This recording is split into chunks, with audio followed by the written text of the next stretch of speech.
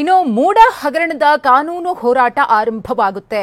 ಕಾಂಗ್ರೆಸ್ ಕಾನೂನು ಹೋರಾಟವನ್ನು ಮಾಡೋದಕ್ಕೆ ನಿರ್ಧರಿಸಿದೆ. ಪಿತೂರಿಯ ವಿರುದ್ಧ ನಾವು ಹೋರಾಟವನ್ನು ನಡೆಸ್ತೇವೆ ಅಂತ ಡಿಸಿಎಂ ಡಿಕೆ ಶಿವಕುಮಾರ್ ಮಾತನಾಡಿದ್ದಾರೆ.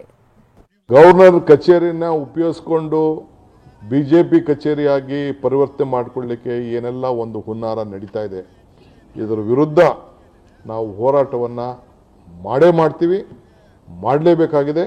ಪ್ರಜಾಪ್ರಭುತ್ವವನ್ನು ಉಳಿಸಲೇಬೇಕಾಗಿದೆ. ಸಂವಿಧಾನವನ್ನು ನಾವು ರಕ್ಷಣೆ ಮಾಡಲೇಬೇಕಾಗಿದೆ. Whatever the notice has been given, whatever the sanction has been given, it is against the constitution and against the law. We all have respect towards the law. We have confidence that the law of this country will help us prevail up. Injustice will not be flown from the seat of justice. So ಅದಕ್ಕೆ ನಾವು ಕಾನೂನಿನ ಸಮರವನ್ನು ಕೂಡ ಮಾಡಲಿಕ್ಕೆ ನಾವೆಲ್ಲ ಸಜ್ಜತೆಯನ್ನು ನಾವು ಮಾಡಿಕೊಂಡಿದ್ದೇವೆ. ನಾವು constitution ಕೂಡ ನಾವು ರಕ್ಷಣೆಯನ್ನು ನಾವು ಮಾಡ್ಕೊಳ್ತಾ ಇದ್ದೇವೆ.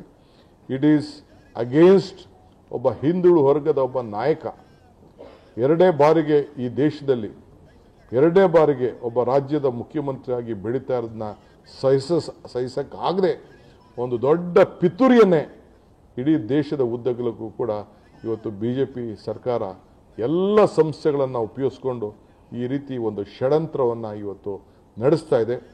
ಇದನ್ನು ಧಿಕ್ಕರಿಸಿ ನಾವು ಹೋರಾಟವನ್ನು ಮಾಡ್ತೇವೆ. ನಮಗೆ ಕಾನೂನಲ್ಲಿ ಗೌರವ ಇದೆ, ರಕ್ಷಣೆ ಸಿಗ್ತದೆ ಅನ್ನೋದು ನಮಗೆ ನಂಬಿಕೆ ಇದೆ.